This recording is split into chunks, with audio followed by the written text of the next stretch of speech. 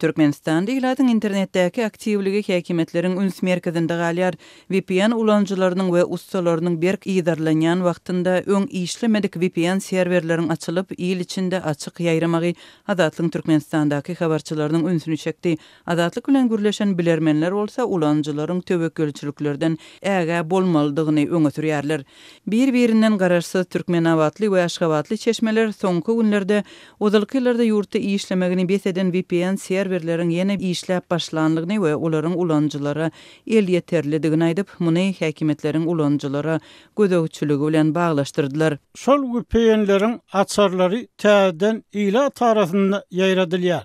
Şeýdip Milli Howpsuzlyk Ministrliginiň kiber howpsuzlyk bölümi internet ulanjylarynyň web aktivligini gödögçüligini artdyrýar. VPN-siz kösenýän we VPN tapmak isleýän ulanjylar bu serwerleri ulanyp başlaýarlar. Dip anonimlik şerti bilen gürleşen çeşmeleriň biri aýtdy. Ýagdaýaty ýene ýeni bir Aşgabatly çeşme VPN-leriň en çemetiniň birden işläp başlamagynyň 2 hepde mundan ozal göze iýlenligini belledi. Men onu goloýuny barlap görüp, öň petiklenen sol meşhur VPN-ler el ýeterli. Hatda olaryň çäkli mümkinçilikli mowt versiýalary hem bar. Dip çeşme aýtdy. Azatlyk bilen anonimlik şertinde gürleşen Türkmenawatly hünärmen birden el ýeterli bolan we muht paýlanýan serwerlerden peýdalanmagy maslahat bermeýänligini we habardar bolmaga çagyrýanlygyny aýdar. Türkmenistanda internetin petiklenme derecesi ýokary bolsa-da 20-50 min patpisçikli türkmen dilli Telegram gruppalaryň bolmaklygy geň we ol gruppalarda günüň dowamında 10-15 gezek muht VPN açarlar paýlanýar. Men müşterilerime olardan diňe töwekkülçilik bilen peýdalanyp bilersiňiz diýip aýdýaryn. Muht zat diňe gapanda bar. Diýip hünärmen aýtdy. Bilermenleriň söýlerine görä ygtybarsyz serwerleriň ulanylmagy ulanjylar üçin uly töwekkülçilik döredýär. Şol sanda aňtaw gullukları VPN serwerlerine birikýän ähli ulanjylaryň IP adreslerini görüp bilýär. Bolara ulanjylary we yerleşýän ýerlerini ketkitlemäge mümkinçilik berýär. Maglumatlar şifrlenen hem bolsa aňtaw gullukları ulanjylara we olaryň işçiňligine degişli maglumat berip biljek trafigiň wagty we göwrümi barada meta maglumatlary ýygnap bilýär. Şeýle trafigi açarlamaga ýa-da VPN konfigurasiýasyndaky gowşak ýerlerinden peýdalanmaga synanyşyp bilýärler. Bu söhbetdeşliklere elektron poçta we beýleki tekst aragatnaşyklaryna degişli diýip VPN ussasaýdar. Türkmenistanda bir neçe ýyl bäri VPN-ler berk petiklenýär, ulanjylara basyş edilýär we ussalar ýydarlanýar. Muňa garamazdan VPN gözleýänleriň sany azalmaýar. VPN bilen işleşýän Aşgabatly hünärmenleriň ýene biri şu günler birden päskelçiliksiz açylýan serwerleriň käbiriniň ozalky ýyllarda internet ulanjylaryň has uly aktivlik görkezen döwürlerinde hem el ýeterli bolanlygyna ünsü çekýär we munyň howatyr bolmagy esas berýänligini aýdar. 2020-nji ýylda Türkmenistanlylaryň daşary ýurtlarda gurulan köpçülikleriň protestleriniň mewjalan döwrüne Lewap welaýatynyň Milli Howpsuzlyk bölümi ila tarapynda şol VPN serwerini ýaýratdy. Dip VPN ussasaýdar. Türkmenistanyň hökümeti soňky bir neçe ýylyň dowamında internet gödögçüligini artdyrdy. Azatlyň çeşmeleri ýurduň digital gödögçülik etmäge mümkinçilik berýän gurallary satyn alýanlygyny we milli kadrlary ýetişdirmek üçin daşary ýurt kompaniýalarynyň hyzmatlarynyň peýdalanýanlygyny bir neçe ýyl habar berdi. Azatlyň Aşgabatdaky çeşmeleriniň biri hökümetiň soňky ýyllarda internete gödögçülik etmek ukybyny hasam artdyranlygyny belledi. Belli bolsuna görä ýurduň içindäki internet trafigiň filtrden geçmegi üçin gurallaryň we programmalaryň uly kompleksi ýygy girdilýär. Häkimetler bu zatlary ýöni ýerden etmeýärler. Üstesine häzir Start adly yerli messengeri mahabatlandyryp başladylar. Bizde hiç zat ýöni ýerden edilmeýär. Şonuň üçin diňe şu messengeri galdyryp, galanlaryny pitiklemeklerini de çak etmek mümkin. Dip azatlyk bilen gürleşen Aşgabatly hünärmen aýdar. Bu aralykda internetiň hili we tizligi ýygy-ýygydan gowşaýar. Aşgabatly bilermeniň söýlerine görä bu ýagdaýda VPN-leriň en çemetiniň birden işläp başlamagy ýagdaýyň gowulaşmagyndan habar bermeýär. Umuman aýdylanda düýpli özgörüşlik ýok. Häkimetler interneti gödögçüligi gowşatmak islese, onu günü açardy. Sonda VPN el ýeterliligine zerurlyk hem bolmazdy. Hemme VPN ulanýar, muňa syn edilýär. Onsuz hiç zat işlemeýär. Dip bilermen aýtdy. Türkmenistanyň ýol başçylary soňky ýylda resmi çykyşlarynda ösen tehnologiýalary ornaşdyrmak maksadyny eglan etdi we kiber howpsuzlyk meselesine ünsä artdyrmagyň zerurlygyny nyktady. Bu aralykda Azatlyň habarçylary türkmen häkimetleriniň studentlaryň arasynda ösen tehnologiýalardan baş çykarýan ýaşlardan göç idaralaryna işgär gözleýänligini Milli Howpsuzlyk Ministrliginiň studentlary we mektepleriň ýokary sınıf okuwçylaryna hyzmatdaşlyk teklip edýänligini habar berdi.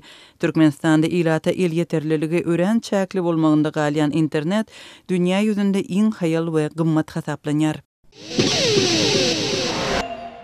Mari vilayatynyň Türkmenala etrafynda ilatyň ösümlik bitine meňdeş mör möjeklere garşy ot, gaz ýakyp göreşmeginiň ideýany häkimetler sebit ýaşaýjylarynyň gaz öpçünçiliginiň güýjüni peseltdi. Yerli resmiler mör möjeklere garşy çäre görmeýän mahaly gaz öpçünçiligindäki bökdönçlük ilat arasynda nägileligiň artmagyna getirýär. Bu ýagdaýlar barada Azatlyk radiosynyň habarçysy 2 awgustda sebitden maglumat berdi. Gazymyz birden haýallanyň soň gaz edarasyna jaň edip onuň sebäbini soradyk. Olar munyň sebäbini ilki howanyň gyzgynlygy bilen düşündirdiler. Biz olara howanyň mundan birnäçe gün hem hepde öň hem aşy gyzanlygyny aýdanmazdan soň işgärler bize şol ak möjekleri öldürmek üçin gaz köp ýakynlandan soň ilata berilýän gazyň güýjüni peseltmek barada buyruk geldi diýdiler. Diýip Türkmenalaly bir ýaşaýjy anonimlik şertinde aýtdy. Ýaşaýjylaryň ençemesiniň habarçymyza aýtmagyna görä, olar gaz öpçünçilik edarasynyň işgärlerine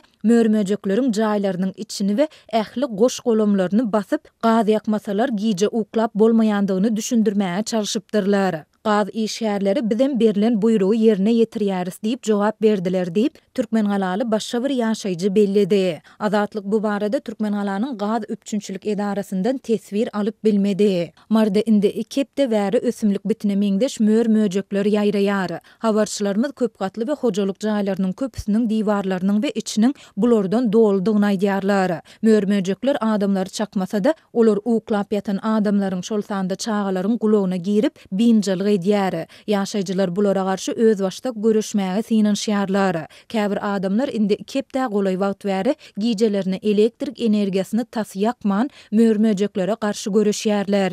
Ýaşaýjylaryň ýene bir bölegi bolsa giýjelerine gazyň çeşmesine ýörite turba birikdirip şondan gelýän gaz ýa-da aşhanadaky gaz plitalaryny ýakyp mörmöjekleri öldürmäge synanşýarlar. 31-nji iýulda mardak habarçymyz gaz öpçünçilik edaralarynyň işgärleriniň ýaşaýjylaryň öýlerine aýlanýandygyny, gaz hasaplaýjy gurallary barlap, olara gazdan turba çekmege gadan edýändigini aýdypdy. Häkimetler bu tebii ýagdaýy boyuna alyp resmi duýduruş ýaýratmaýar. Adatça bolşýaly bu barada resmi media hem dymýar. Ýöne sebitdäki habarçymyz häkimetleriň mörmöjeklere garşy asla çäre görmezliginiň galy berse-de gazyň güýjüniň peseldilmeginiň ilat arasynda nägileligiň artmagyna getirýändigini aýdýar. Agymdyl reňktäki mörmöjekler içýän suwlarymyzda, öý goşlarymyzda, iýän iýmitimizde, giýje ýatanymyzda, tenimizde muny häkimetler hiç bir çözjek bolmaýar. Döwlet tarapyndan hiç hili göreş çäre ýok. Diýip marly ýaşaýjy anonimlik şertinde aýtdy. Ol häkimetleriň özlerini hamala hiç hili tebii hadisa ýok ýaly alyp baryp meseleni çözmekden gaçýandygyny hem belleýär.